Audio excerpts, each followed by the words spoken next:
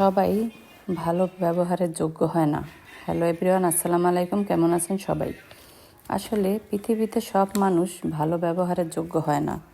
যে যেমন তার সাথে তেমন ব্যবহার করাই উচিত। আসলে এটা আপনার অসভ্যতা নয়, এটা যে যেরকম তার পাওনাটা ঠিক সেভাবে তাকে বুঝিয়ে দিতে হয়। মানুষ চাইলে যদি সব কিছু পেয়ে যেত তাহলে তো অপেক্ষার আর এত মূল্য থাকতো না। একলা চলতে শিখুন, তাহলে জীবনে একদিন সফলতা আসবে। ধৈর্য ধরে থাকতে শিখুন, কঠিন সময়ে চিরকাল কারো থাকে না। আর জীবনে মায়ের থেকে বেশি কেউ আপন হয় না, গরিবের কোনো বন্ধু হয় না। তাই কারো সাথে বন্ধুত্ব না করাই ভালো। সম্মান তারাই পায় যার অনেক টাকা আছে। এখনও মানুষের মন দেখে নয়, টাকা দেখেই ভালোবাসে। টাকা না থাকলে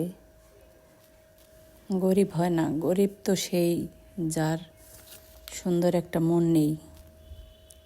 আসলে মানুষের জীবনে চলতে চলতেই অনেক অভিজ্ঞতা আসে জীবন থেকে। তো আসলে সব অভিজ্ঞতা পড়ালেখা করে উপার্জন করা যায় না। কিছু অভিজ্ঞতা মানুষের লাইফে বাস্তব জীবন থেকেও অর্জন হয়। তো আসলে সব সময় সব কিছু মেনে চলা যায় না, তবুও চলার পথে বাধা আসবেই। তবুও চলার পথে নিজেকে যতটুকু সম্ভব সেভাবে চলতে হবে, যাতে কেউ আমাকে ছোট না করতে পারে, কারো কাছে গিয়ে আমার হাত পাততে না হয়। কারণ আমার জীবন আমার কাছে, আমার লাইফটাই আমার কাছে বড়।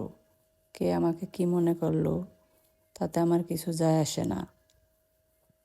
তাই নিজেকে কখনো কারো কাছে ছোট করবেন না। কারণ পৃথিবীতে মানুষ সৃষ্টি করেছেন আল্লাহ তাআলা সবাইকে একইভাবে, সবার সম্মান একই আল্লাহর কাছে। কিন্তু আমরা মানুষেরা নিজেদেরকে আলাদা করে রাখি। আমরা মনে করি আমার অনেক টাকা আছে, তাই আমি ওকে দাম দেব না, ওর কি আছে।